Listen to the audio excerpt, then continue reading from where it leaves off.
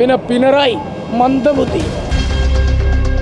ഒരാളോട് എന്ത് സംസാരിച്ചാലും മറുപടി കൊടുക്കാത്ത ഒരു മന്ദബുദ്ധി എന്ന് തന്നെ പറയാം പിണറായിനെ. വേറൊരു നിലക്കും അതിനെ പ്രോത്സാഹിപ്പിക്കാനൊന്നുമില്ല. 100% പിണറായി സർക്കാരിനെ തിരിച്ചടിയാന്ന് കരുതിക്കോളി. അയാളേതായാലും 35 മത്സര സ്ഥാനത്ത് ഉണ്ടാവില്ല, അത് ഉറപ്പാണ്. പിന്നെ അൻപർ വെറും പാറ്റയാണ്. ഇന്നത്തെ പരിപാടിയിൽ ബംഗാളികളെ വണ്ടി കയറ്റിയെ കൊണ്ടിരുന്നത്. ഈ നിലമ്പൂർ മണ്ഡലത്തിൽ ആരാണ് ഉണ്ടായിരുന്ന വണ്ടിയിൽ? കോൺഗ്രസിന്റെ സ്ഥാനാർത്ഥിയെ തീരുമാനിക്കാൻ അയാൾക്ക് എന്ത് അധികാരം? അയാൾക്ക് ആരധികാരം കൊടുത്തു? സുരാജ് എന്ന് പറഞ്ഞാൽ എറണാകുളം നോക്കുമ്പോൾ ഞാൻ എറണാകുളത്തുകാരനാണ്, ഇവിടെ നോക്കുമ്പോൾ നിലമ്പൂക്കാരനാണ്. മൂപ്പരിക്കൊരു വ്യക്തതയില്ല, ഒന്നിനും വ്യക്തത ഇല്ലാത്തൊരു രാഷ്ട്രീയം. ബന്ധപ്പെട്ട് പറഞ്ഞാൽ അൻപർ നല്ല ഭൂരിപക്ഷത്തോടുകൂടി ജയിക്കും. പ്രതീക്ഷ 23-ാം തീയതി പറയാൻ പറ്റുള്ളൂ. അങ്ങനെയാണ്.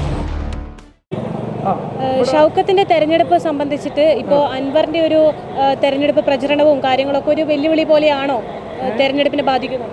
ഞങ്ങൾക്ക് അൻവറിനായിട്ട് യാതൊരു വെല്ലുവിളിയില്ല.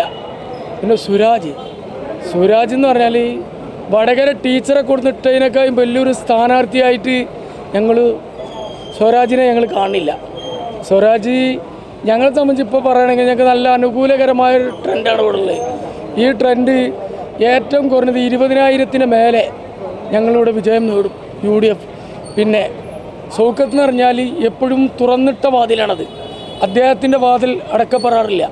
അദ്ദേഹത്തിൻ്റെ പിതാവ് ഒരുപാട് കാലം ഇവിടെ MLA ആയിട്ടും മന്ത്രിയായിട്ടും ഈ നാട്ടിൽ ഒരുപാട് വികസനം കൊടുന്നൊരു നാടാണിത്. പിന്നെ ഈ അതിലിടയ്ക്ക് വന്ന പാർട്ടികളാണ് ഇവർ.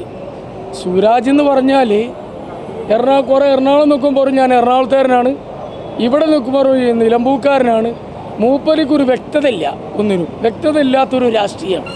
ഞങ്ങളെ സംബന്ധിച്ച് പറയുകയാണെങ്കിൽ ഇവിടെ ഏറ്റവും നല്ല വിജയം ഞങ്ങൾ ഈ ആദിവാസി കോളനിയിലൊക്കെ ഞങ്ങൾ പോയപ്പം ഷൗക്കത്തിന് ഏറ്റവും നല്ല ജീവകാരുണ്യ പ്രവർത്തനം നടത്തുന്നൊരു വ്യക്തിയാണ്. ഇനിയിപ്പോൾ MLA ആയാലും മൂപ്പരത്ത് പ്രതിപക്ഷത്തായാലും മൂപ്പർ അന്ന് ചെയ്തുകൊണ്ടിരിക്കുന്ന കാര്യം എന്നും ചെയ്തുകൊണ്ടിരിക്കും. അതിന് മാറ്റങ്ങളൊന്നുമില്ല. ഞങ്ങളൊരു പേടി സ്വപ്നമായിട്ട് അവരെ കണ്ടിട്ടില്ല ഞങ്ങൾ. പിന്നെ PD സതീശൻ പറഞ്ഞ പാട് 26-ൻ്റെ സെമി ഫൈനലാണെന്ന് ചോദിച്ചില്ലേ, അതിൻ്റെ ഭാഗം തുടർന്ന് വെച്ചു. അതിൻ്റെ ഉദ്ഘാടന കഴിഞ്ഞു തന്നെ പറയാം. അടുത്ത ഭരണത്തിൽ 100 സീറ്റ് കഷ്ടിയിൽ ഞങ്ങൾ അധികാരത്തിൽ വരും UDF. അതിന് മാറ്റം കരുതണ്ട. പിന്നെ പിണറായി മന്ദബുദ്ധി. ഒരാളോട് എന്ത് സംസാരിച്ചാലും മറുപടി കൊടുക്കാത്ത ഒരു മന്ദബുദ്ധി എന്ന് തന്നെ പറയാം പിണറായിനെ. വേറൊരു നിലക്കും അതിനെ പ്രോത്സാഹിപ്പിക്കാനൊന്നുമില്ല. അവരവരുടെ കുടുംബത്തിനും അച്ഛനും മക്കൾക്കും ജീവിത വഴി ഉണ്ടാക്കുകയാണ്. എല്ലാത്തൊരു നിലപാടൊന്നും പിണറായിൻ്റെ ഭാഗത്ത് പാവങ്ങളെ സ്നേഹിക്കാനോ പാവങ്ങൾക്ക് ചെയ്യാനോ അതിൻ്റെ ഭാഗമല്ല. സവർക്കർ ഇപ്പോൾ ഇവിടെ CPM-ന് വോട്ട് ചെയ്യരുത് എന്നിട്ട് അവർ എതിർപ്പ് നടത്തിയത്. പിന്നെന്താണ് ചെയ്യേണ്ടവർ? അതന്നെ ഇത് ഞങ്ങൾക്ക് ഏറ്റവും നല്ല അനുകൂലകരമായ തരംഗമാണ് ഇവിടെ. പിണറായി സർക്കാരിനുള്ള ഒരു തിരിച്ചടി തന്നെ ആയിരിക്കും അല്ലേ? 100% പിണറായി സർക്കാരിനെ തിരിച്ചടിയാന്ന് കരുതിക്കോളി. അയാളേതായാലും 35 മത്സര സ്ഥാനത്ത് ഉണ്ടാവില്ല, അത് ഉറപ്പാണ്. മൂപ്പർക്ക് വേണ്ടിയ കുടുംബത്തിന് വേണ്ടിയൊക്കെ മൂപ്പർ ഉണ്ടാക്കി കഴിഞ്ഞ് ഞങ്ങളിത് ഏറ്റവും വലിയ വെല്ലുവിളിയായിട്ടാണ് ഞങ്ങൾ എടുക്കുന്നത്. ഞങ്ങളിവിടെ 25,000-ൽ വോട്ട് കമ്മിഞ്ഞ് ഞങ്ങളിവിടെ ഭൂരിപക്ഷം നേടും.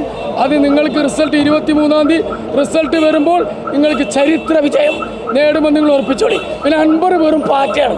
ഇന്നത്തെ പരിപാടിയിൽ ബംഗാളികളെ വണ്ടി കയറ്റിയെ കൊണ്ടിരുന്നത്. ഈ നിലമ്പൂർ മണ്ഡലത്തിൽ ആരാണ് ഉണ്ടായിരുന്ന വണ്ടിയിൽ? ഒരാൾ നിലമ്പൂർ മണ്ഡലത്തിൽ കാര്യപ്പെട്ട ആരുമില്ല. അറിയോ?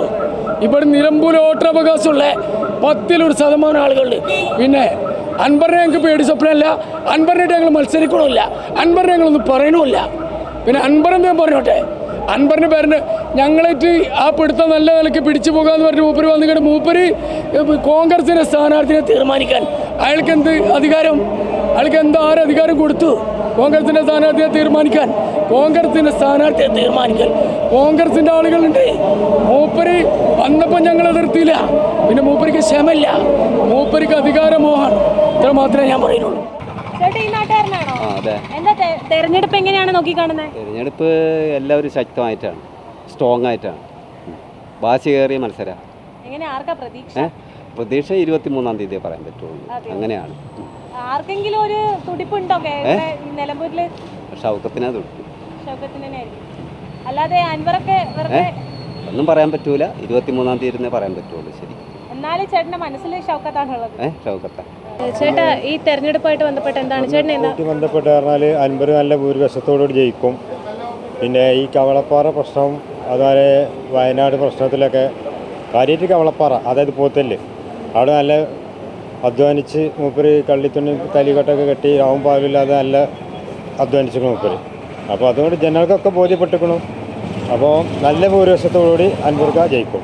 അൻവറിനാണോ പ്രതീക്ഷിക്കുന്നത്? അൻവറിനെ ജയിക്കും. എന്തുകൊണ്ടാണ് ഇങ്ങനെ ഒരു കാഴ്ചപ്പാട് വെക്കുന്നത്? കാരണം കേൾക്കാൻ കാരണം വെച്ചാൽ ഈ നിയമസഭയിലൊക്കെ ഭയങ്കര പ്രശ്നം ഉണ്ടായതുകൊണ്ട്, അതായത് ഈ സ്വർണത്തിൻ്റെ പ്രശ്നം, മരത്തിൻ്റെ പ്രശ്നമൊക്കെ ആയതുകൊണ്ട് അങ്ങനെ മൂപ്പര് രാജിവെച്ച് പോന്നു. അത് മുഖ്യമന്ത്രി അത് അനുവദിക്കാതെ അത് തള്ളിക്കളയുകയാണ് ചെയ്തത്. അപ്പോൾ അതുകൊണ്ട് മൂപ്പര് രാജിവെച്ച് പോന്നു. അതുകൊണ്ടാണ് ഇവിടെ നെൽപൂർ ഇലക്ഷൻ വരാൻ കാരണം. അപ്പോൾ നല്ല ഭൂരിപക്ഷത്തോടു കൂടി അൻവർക്ക ജയിക്കും. ഉറപ്പാണ്. ഓക്കെ.